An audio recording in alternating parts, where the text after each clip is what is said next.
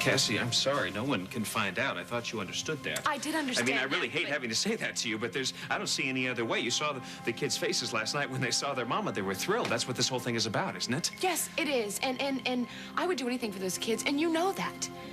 But did you see Hart's face? Josh, he's heard we're having an affair. Well, but that's absurd. You know what? I think I better call the school and make sure they made it there, okay? He believes me, okay? But you have to understand how this looks to him.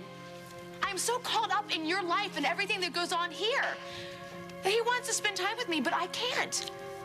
And that's gonna change because he's asked me to move in with him, and I want to say yes. You leave us? To save my relationship, yes, I would. Well, Cassie, what if I talk to Hart? What are you gonna say? I mean, look at this from his point of view, Josh. We're always together.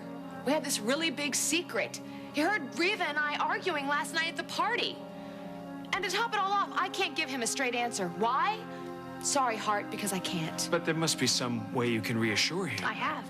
I've told him I loved him. Please trust me. Please be patient. How much longer can I ask that of him? Josh, I'm sorry. I'm so sorry, but I just cannot deal with this any longer. I'm sorry. I've been asking a lot of you, and that's selfish. I know that. I hate myself for it sometimes. Do you? Because I'm beginning to wonder, how do you really feel? What do you mean? Josh, I saw you with that woman last night. And I know that my sister was your soulmate. But I'm really beginning to wonder if you're falling in love with your own creation.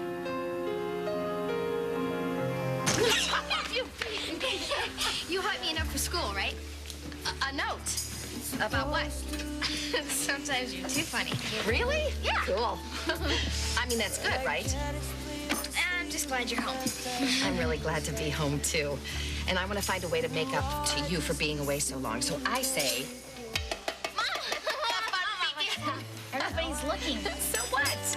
I want to break all the rules today. I want you to do whatever you want to do today. How's that? Great. And then I want to take Shane to a baseball game. And I want to play pool with Billy. And then there's your daddy. I have to find some way to make up to him for being gone so long, too. How could I do that? I have no idea. Oh, come on. We have to think of something really wonderful, and you have to help me. Something that will make him happy, something that he really loves to do. Well, that's easy. Just do what you've always done. Well, you have to help me think about that. Think hard. It has to be something fabulous. Oh, I know. Go to Cross Creek. Cross Creek? Yeah. Daddy always says that's where the magic happens. Cross Creek. Yeah. Our names on the mantle, and it's where I played with Josh and Billy when we were kids. Getting married there. Getting married there? Oh, I don't really remember all that much about it, though. Like the details about that time. I remember. You do? Of course. I was a little girl, but I remember you looked like a princess. Oh, why? Your dress, silly. It was long and flowing, and I remember Dylan rowing you across the lake to Daddy. That dress was really beautiful.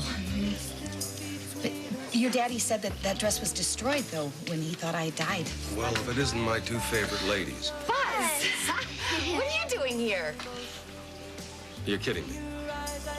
I'm glad you came by. Can I get you a cup of coffee? Sure. Do you know, I've been sitting in my car in your driveway for the past hour or so, having a conversation with my mother. I didn't get any sleep last night. Well, 20 minutes, maybe. More like 10, probably. You know what? You look like you didn't get very much sleep either. No, I guess I didn't. Let me guess. You were thinking about what we went through yesterday, and you were tossing and turning all night. I was pretty restless, yeah. I came here to tell you I understand why you did what you did with Beth. What are you talking about? The shoes. What do you mean, what am I talking about? Burning the shoes. asking me to keep that secret. Listen,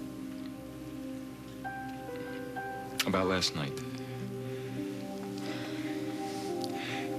Have you know how sometimes things happen and you feel like you have just got no control over what's going on, and then you immediately regret it? You know? I know you're in a very tough position. I understand that. Otherwise, you would never lie or go against your principles or push me away. I know that you didn't want to leave me to go to Beth last night. I'm the one who practically pushed you out the door. Carly, just stop. I know that your feelings for Beth are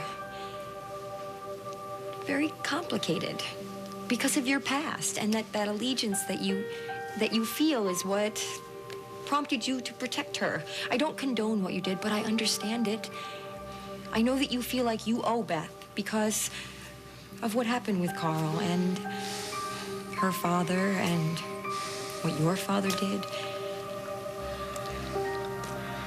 You know what? I've tried really hard to play fair. I've tried to do the right thing. I honestly believed that I could walk the line between you and Beth. I thought that I could handle that situation, but this is, it's getting out of hand.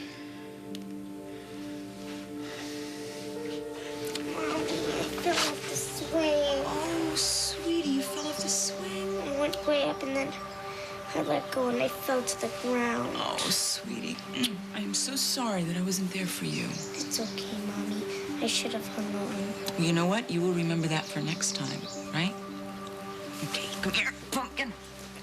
So what do you want to do now? Does it hurt?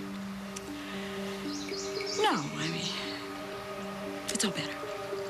Carl did it, didn't he? Before I got drowned. Sweetie, it doesn't matter. 'Cause he's gone. Mommy made sure of that.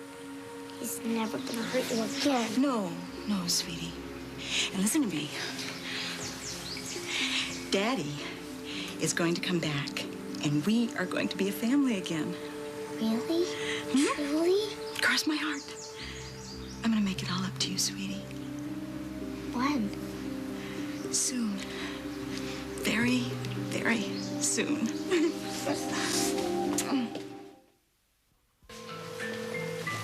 Come on, pick up that phone. Come on. Oh, God, I never meant for this to happen. I never meant for you to kill Carl.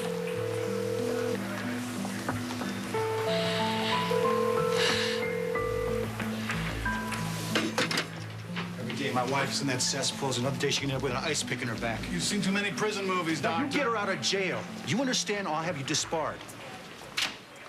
I think you better stick to suturing, Doctor, because you obviously have no idea how the legal system works. Abby can't just fly out of jail magically. I want justice for my wife. And justice takes time. So I suggest you cool your heels and stay off my case. Now, you had the evidence, didn't you, Ben? You had a tape exonerating my wife, and you withheld it. That's reason for disbarment, Ben. You know something? I'm gonna make sure everybody in this damn town knows about it. That's slander, Doctor. Unless you can prove it. Oh, I intend to prove it. That's the easy part. Okay, so you sue me. And I reciprocate. How deep are your pockets?